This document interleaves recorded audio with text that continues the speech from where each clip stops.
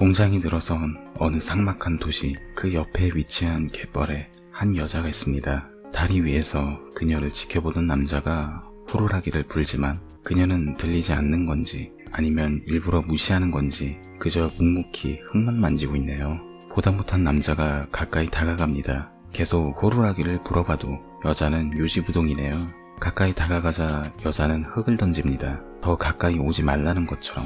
결국 한참을 실랑이 한 끝에 여자를 데리고 나옵니다. 남자는 모텔에서 여자를 성매매에 이용합니다. 하지만 여자는 장애가 있는 것인지 그저 아무 말 없이 자신의 몸을 탐하는 걸 허락하죠. 여자는 계속해서 남자에게서 도망가려 합니다. 하지만 그럴 때마다 번번이 다시 잡힐 뿐이죠. 그러던 어느 날 여자는 중국집 배달부와 눈이 마주치게 됩니다. 이후로 끊임없이 남자에게서 도망가려 하는 여자. 하지만 결국 철조망에 가로막히게 됐네요. 결국 밤이 되어 숨어있던 여자를 배달부가 찾아내게 됩니다. 여자는 남자에게서 영원히 도망칠 수 있을까요? 아니면 계속 반복되는 이 상황에서 무너지게 될까요?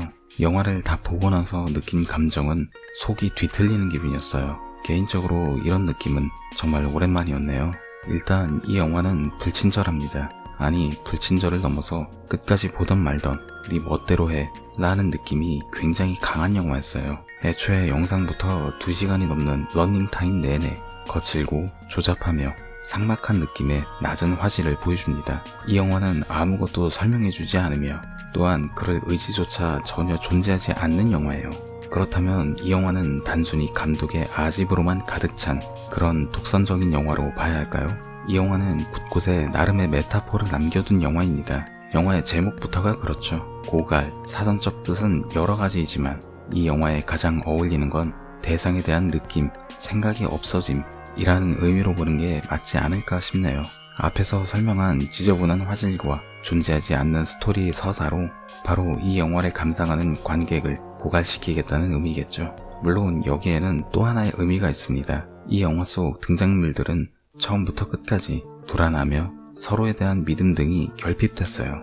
특히 여자의 경우 이 영화 속에선 처음부터 끝까지 남자에게 이용당하기 때문에 관객들의 그녀를 향한 연민, 동정, 그리고 배달부를 통한 행복을 찾길 바라는 관객들의 감정적 고갈을 의미합니다. 하지만 이 영화가 정말로 악랄한 이유는 관객들의 분노와 절망, 탄식을 원동력으로 미친듯이 진행하지만 결국 희망 따윈 존재하지 않는 지독하리 많지 씁쓸한 엔딩만 남겨주기 때문이에요. 남자와 여자의 관계 또한 지배층과 피지배층을 상징하죠. 허나 이러한 관계는 시대와 국가를 막론하고 언제 어디서나 존재해 왔었어요. 사실 여자가 마음만 먹었다면 언제든 도망쳤을 겁니다. 남자는 여자에게 폭력을 휘두르지만 정작 반격을 당하고 길바닥에 넘어지는 건 남자 쪽이니까요. 그럼에도 그녀가 도망쳤다가 다시 남자에게 돌아오는 이유는 자신이 혼자서는 살아갈 수 없음을 직감한 것이겠죠. 자유를 원했지만 노동, 성매매를 제공하고 그 대가로 보수, 식사를 받는 것. 영화에서 시대적, 공간적 배경을 가늠하기 어렵게 만든 건 아마 역설적으로 그 어느 시대라도 대입이 가능하도록 의도적인 연출이 들어간 게 아닐까 싶네요.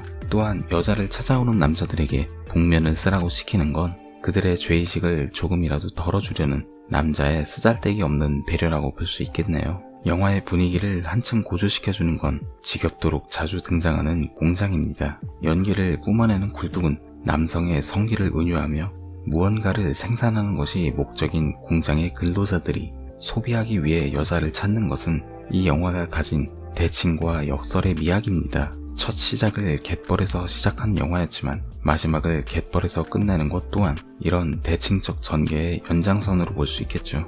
이 영화에선 꽤나 의미심장한 대사가 나옵니다. 남자가 여자에게 말하는 대사죠. 기억은 안 나지만 엄마가 나를 낳았다 라는 남자의 대사. 세상의 흐름에서 자신의 뿌리를 잊어버린 남자의 모습은 현대사회에서 자신의 정체성을 잃어버린 사람들을 의미하며 또한 영화의 마지막을 위한 곡선이기도 합니다.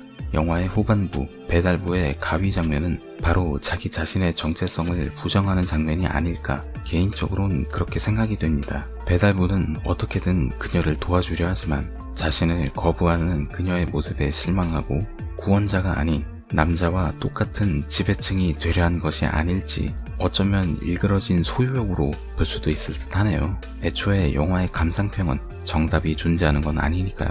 그리고 여자가 가위로 자신의 그것을 잘라내는 장면, 이 또한 더 이상은 지배당하지 않겠다는 그녀 나름의 몸부림이 아니었나 싶네요. 하지만 마지막 장면에서 낙인이나 다름없는 그 장면으로 결국 이들을 위한 낙원은 존재하지 않으며 희망도 없이 그저 갯벌에 내던져지는 것으로 끝없는 절망과도 같은 영화가 아니었나 싶네요. 어쩌면 이런 이야기를 이용해서 감독은 자본주의 사회에 흩뿌려진 절망에 대해서 이야기하고 싶었던 건 아닐까 싶네요. 상당한 파괴력과 함께 두 번은 보고 싶지 않았던, 감상이 매우 힘들었던 영화였음을 알리면서 저는 이만 오늘의 가이드 마치겠습니다. 이상 가이드 B였습니다. 감사합니다.